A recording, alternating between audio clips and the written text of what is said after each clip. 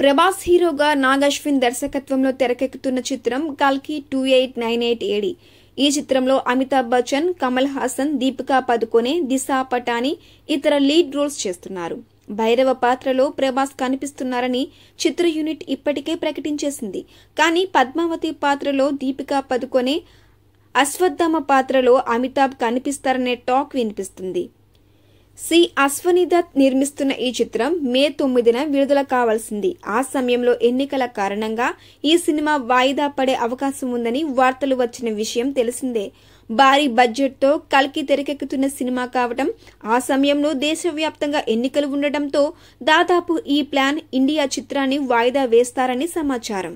కల్కి వాయిదా పడుతుందని భారీగానే వార్తలు వచ్చాయి. కానీ చిత్ర యూనిట్ నుంచి ఇప్పటి వరకు ఎలాంటి ప్రకటన అయితే రాలేదు. దీంతో ప్రభాస్ ఫ్యాన్స్ కు కొంత మేరకు నిరాశ చెందుతున్నారు.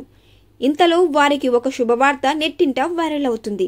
మే 9న విడుదల కావాల్సిన కల్కి మే 30న విడుదల కానున్నట్లు నెట్టింట ఓ వార్త ట్రెండ్ అవుతుంది. ఈ మేరకు చిత్ర యూనిట్ కూడా త్వరలో అధికారికంగా ప్రకటన కూడా చేస్తున్నారని తెలుస్తుంది. ఈ చిత్రంలో లీడ్ రోల్స్ లో కనిపించే ప్రభాస్, దీపికా పదుకొనే, అమితాబ్ బచ్చన్ల పాత్రలకు సంబంధించిన పూర్వ పర్వాలను, ఆ పాత్రల తీరుతెన్నులను చెబుతూ ఓ యానిమేటెడ్ వీడియోను రెడీ చేస్తున్నారట. అది డైరెక్ట్ గా ఓటీటీలో విడుదల చేస్తున్నారట. అదే సమయంలో కల్కి విడుదల తేదీని కూడా ఫైనల్ చేస్తారట. ఈ విషయంపై త్వరలో అధికారికంగా ప్రకటన రావాల్సి ఉంది.